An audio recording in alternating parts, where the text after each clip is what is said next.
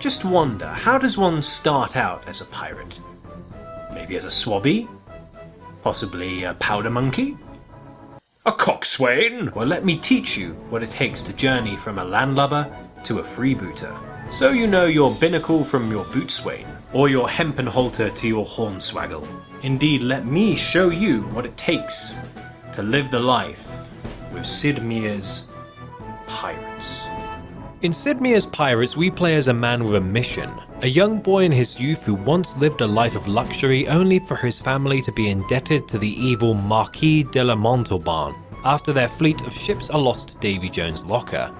The boy would hastily escape the imprisonment his family would endure and decide to make a life of his own as a sailor to reclaim his family's freedom and amass his own fortune. As we customize our hero, we have several options to choose from in what they specialize in, such as fencing, gunnery, navigation, or even charm. Plus, we can pick our difficulty, which reflects how much of the final take we collect at the end of our voyages with new crews. Now, taking our first steps towards these goals, we go where all great stories begin: a seedy pub. Once inside, 4 men representing the different rival nations of the Caribbean, England, Spain, France, and the Netherlands, offer to recruit the young boy for a voyage. Each nation has their own different gimmicks and rivalries which you need to take into consideration, but as a Commonwealth chap myself, I decided to side with the English. However, as we venture onto our first voyage with our new captain, we realise that the treatment of the crew on the ship is tantamount to slavery. So our hero stages a mutiny, kicks the captain off the ship, and our captaincy begins. Aha! Now I have a ship. She is befitting a new name. Let's see.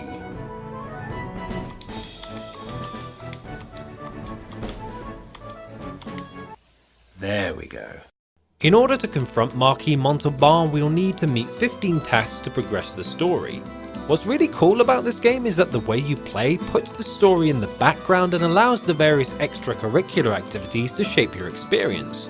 So for example, my first task may be to court a governor's daughter, maybe sink a schooner-class naval ship, or even find some buried treasure.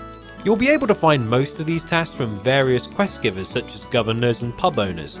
Plus, in every pub you can also buy upgrades or treasure maps from an ever-present trader in the corner, recruit new crew members from the unruly rabble, and get tidbits of gossip from the bar ladies.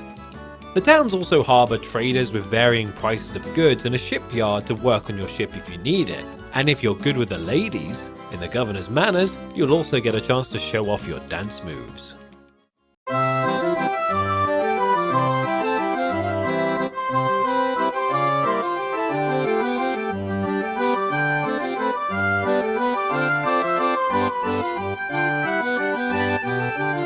Though if you want to experience the core of the game's progression, you'll need to take to the seas and pick some fights.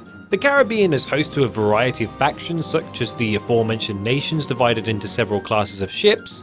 Plus you can also bump into pirate ships, native war tribes, Marquis de la Montauban subordinates, and even the most wanted pirates that sail the seas. Larger crews allowed for quicker reloading of the guns and faster sailing speed, plus every inch of each individual ship can be upgraded with new sails, new cannons, types of different cannonballs, or even with additions such as spy glasses to improve your effectiveness at the sea. Not to mention that if you immobilize the enemy ship rather than sink it, you can board the vessel and engage in personal combat, which again becomes easier or more difficult depending on your own upgrades you've acquired, such as new swords, armor plating, reserve pistols, and the maximum number of your crew. Though you'll always focus on attacking the captain, and no matter how disparate your crews are in number, it only takes his defeat to seize the day. When you sink ships, you can take what loot survives the battle and hasn't sunk to the depths, but if you instead board the ship, you can recruit surrendered members of their crew, plunder all their loot, and even choose to steal their ship and form your own fleet.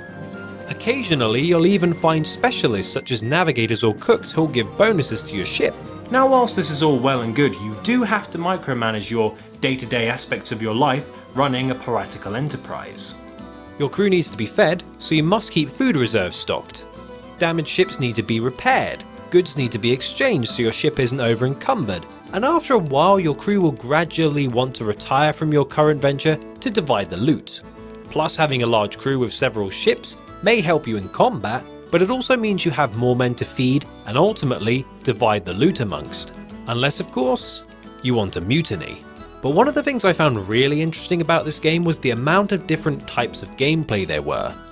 I mean, sure, the naval stuff is the bulk of it, and by far some of the highlights entail the battles with the most wanted pirates and their climactic battles, but realistically, you don't ever have to engage in piracy if you so choose not to.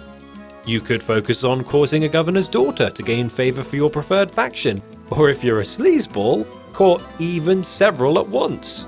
You could work as a protection patrol for government ships, go port to port as a trader looking for the best deals. You can trick or convince the indigenous tribes and rogue pirates to attack ports, to alter their economies in order to capitalise on their desperate need for food in exchange for dirt cheap jewellery and trade goods.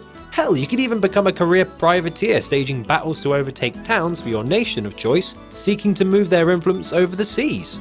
Though let's be honest, if you're going to play a game called Pirates, you might as well go all in on living the life. So, here's how I played. In my journey, I started off harassing the Spanish fleet and capturing their man of wars for my own personal use. I then proceeded to eliminate all pirate opposition in the form of the most wanted and even acquired all the treasure I could find in the game. I even managed to find some treasure troves hidden away in some old temples of the Inca. I brought down money launderers and set them free for upgrades and money, and then spent all of my gold available making my character stronger. I even managed to track down all of my lost relatives, marry one of the English governor's daughters, and became a duke in His Majesty's Navy. Then with my English fleet of man-o'-wars, I tracked down Marquis de la Montalban and stormed his hideout. After a hard-fought battle outside the gates of the hideout, my hero scaled the fortress and confronted the Marquis.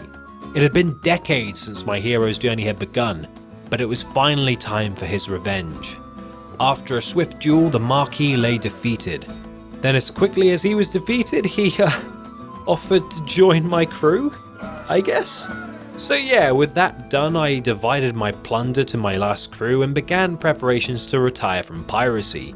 In fact, one of the most interesting things about this game is that you can retire whenever you want in the game, even straight away. Yet if you don't put any money away, your final score and ranking will suffer for your narrow thinking.